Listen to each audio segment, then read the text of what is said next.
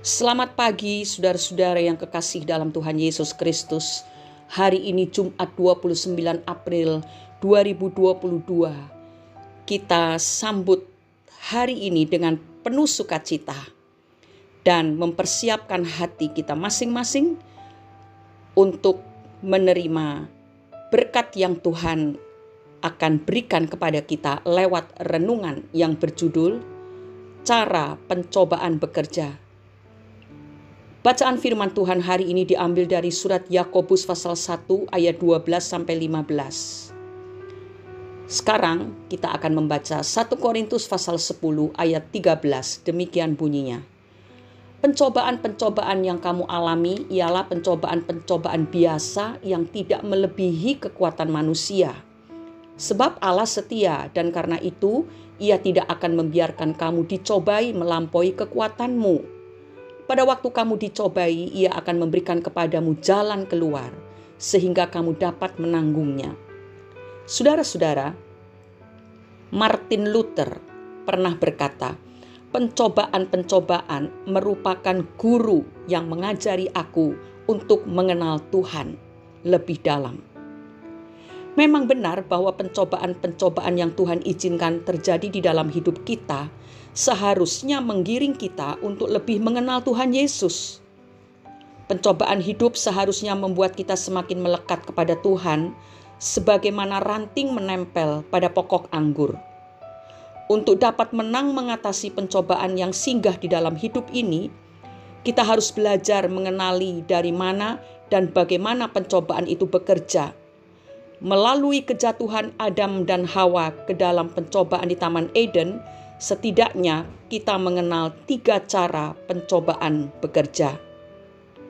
Yang pertama, kita dicobai oleh keinginan kita sendiri melalui pikiran.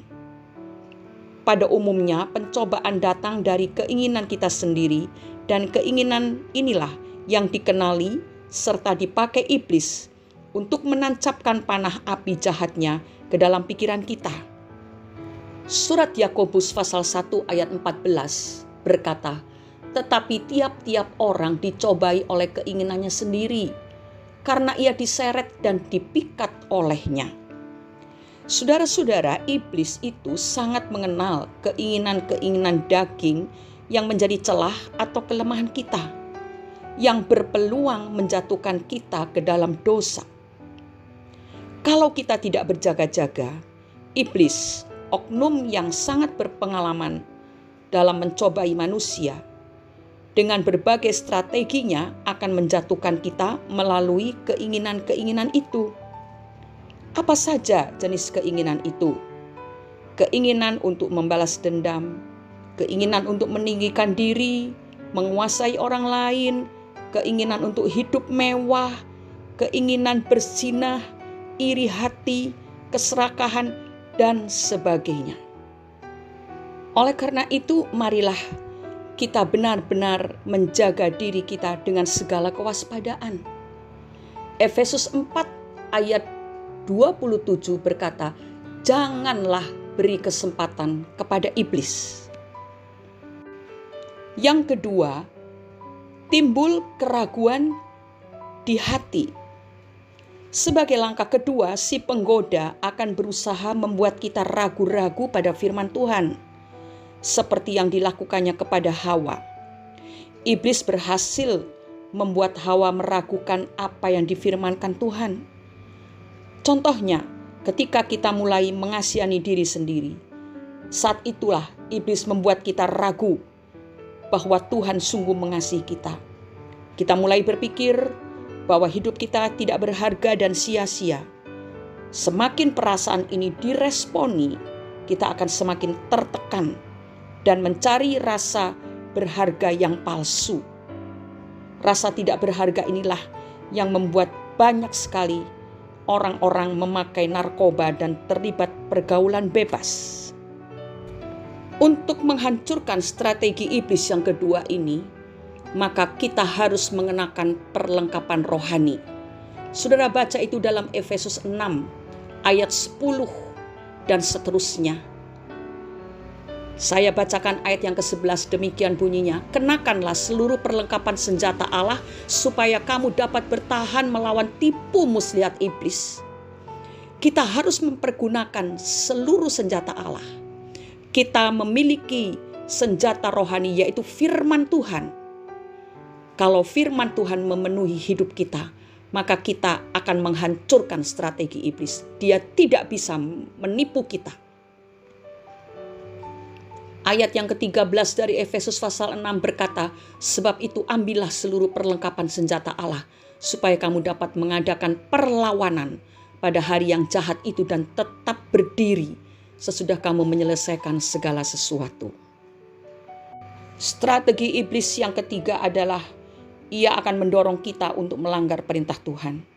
Jika kita sudah mulai ragu dan diperdaya oleh tipu muslihat iblis, maka kita akan segera memberontak terhadap firman Tuhan.